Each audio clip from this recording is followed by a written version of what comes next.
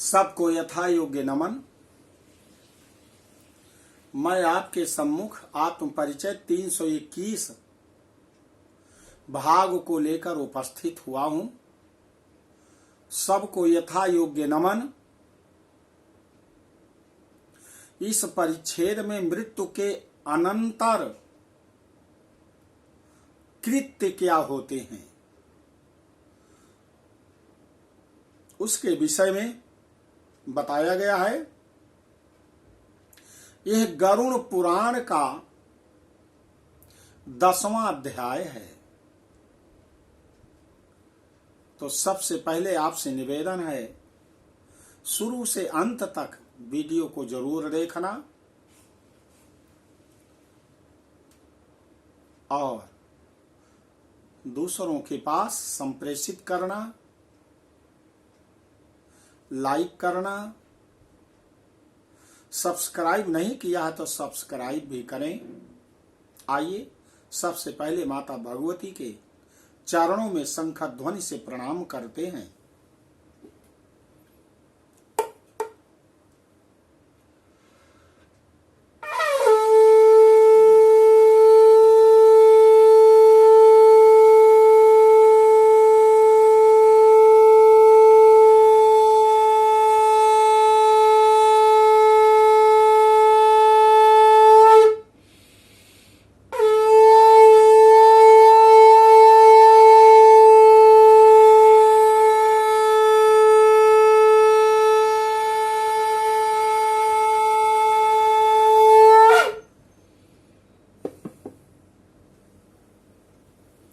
गरुड़ जी कहते हैं कि प्रभु बताइए, मृत्यु के अनंतर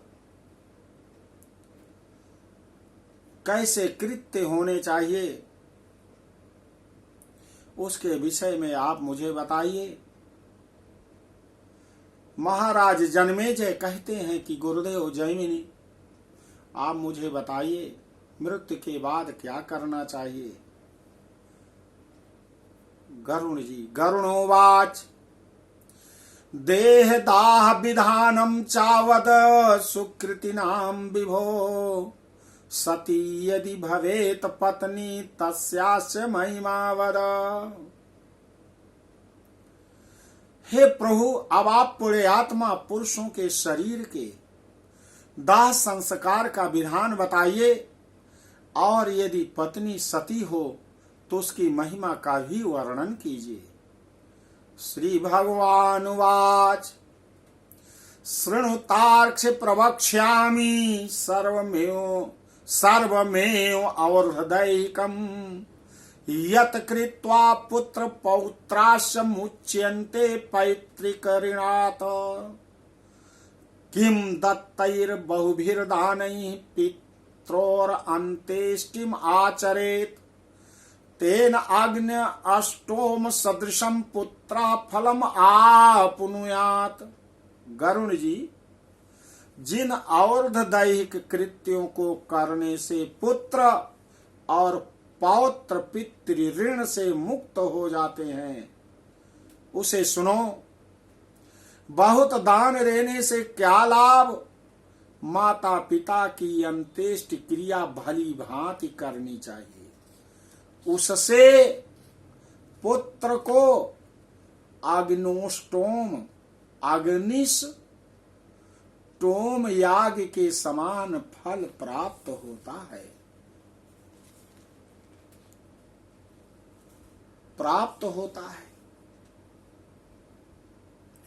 तदा शोकम परित्यज्य कारेण मुंडनम सुतः समस्त बांधवैर्युक्ता सर्व पाप विमुक्तये माता पित्रोर्मृतौ येन कारितं मुंडनम नहीं आत्मजा सा कथम गेया संसार आरणौ तारका अतो मुंडनम आवश्यम नख कक्ष विवर्जितम तथा सा बांधवा स्नात्वा धौत वस्त्राणि धारयेत् सद्यो जलम समानीय ततस्तम स्नापयेत् क्षमम् मंडये चंदनई स्रगभिर गंगामृत्तिकयाथवा नवीन वस्त्रैः संच्छाद्य तदा पिंडम सा दक्षिणम नाम गोत्रम समुच्चार्य संकल्पेनापसभ्यता मृत्यु स्थाने सौ नाम तस्य नामना प्रदापयेत् तेन भूमिर भवेत् तुष्टा तद अधिष्ठात्री देवता। गरुण जी माता पिता की मृत्यु होने पर पुत्र को शोक का परित्याग करके सभी पापों से मुक्ति प्राप्त करने के लिए समस्त बांधवों के साथ मुंडन कराना चाहिए।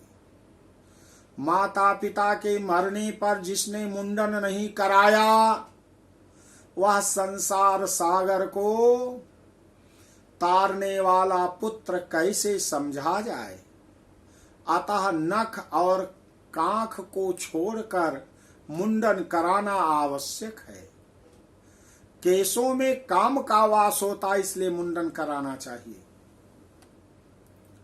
इसके बाद समस्त बांधवों के सहित स्नान करके धौत वस्त्र धारण करें। तब तुरंत जल ले आकर उस जल के शव को स्नान कराएं। तुरंत जल ले आकर उस जल से शव को स्नान कराएं और चंदन अथवा गंगा जी की मिट्टी के लेप से तथा मालाओं से उसे विभूषित करें। उसके बाद नवीन वस्त्र से ढककर अपसभ्य होकर नाम गोत्र का उच्चारण करके संकल्प पूर्वक दक्षिणा सहित पिंडदान देना चाहिए। मृत्यु के स्थान पर जहां पर मृत्यु हुई है वहां 100 नामक पिंड को मृत व्यक्ति के नाम गोत्र का उच्चारण करके प्रदान करना चाहिए। ऐसा करने से भूमि और भूमि के अधिष्ठात्री देवता प्रसन्न होते हैं।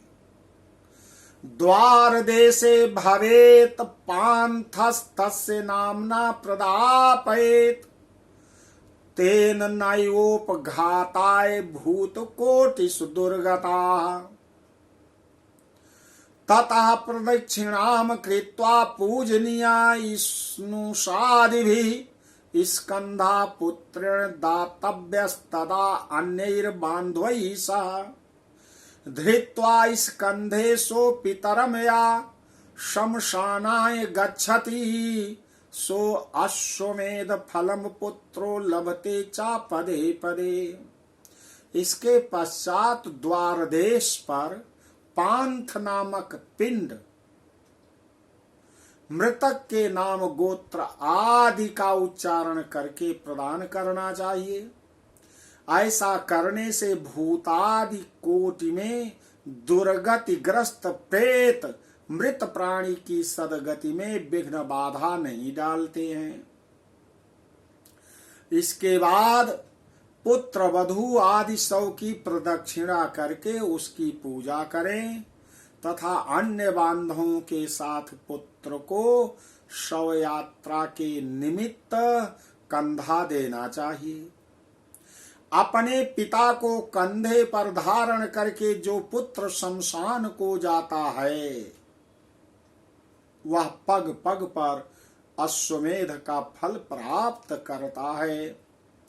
नीत्वा स्कंधे सो पृष्ठे वा सदा तातेन लालिताः तदयो तद ऋणान मोक्षेन मृतम सो पितरम बहेत ततो अर्ध मार्गे विश्रामं सम्मार्ज्याभ्ये उक्षिकारेत संसनाप्य भूत संज्ञाय तस्मै तेन प्रदापयेत। पिशाचा राक्षसा यक्षा ये चान्ये दिक्षु संस्थिता तस्य होतव्य देहस्य नैवायोग्यत अवकारका। पिता अपने कंधे पर अथवा पीठ पर बैठाकर पुत्र का सदा लालन पालन करता है। उस ऋण से पुत्र तभी मुक्त होता है जब वह अपने मृत पिता को अपने कंधे पर ढोता है।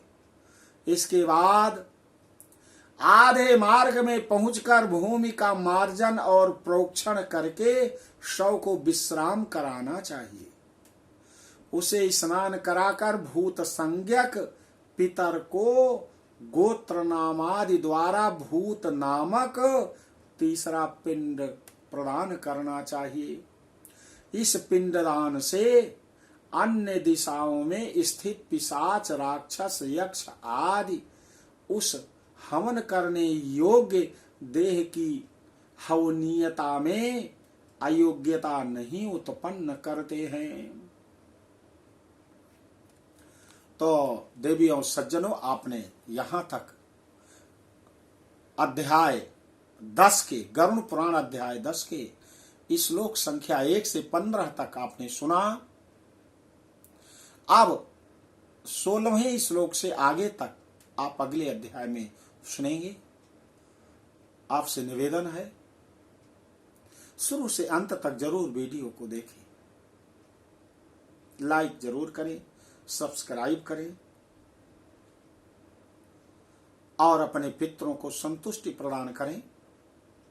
बोलो आदि शक्ति माता भगवती की जय।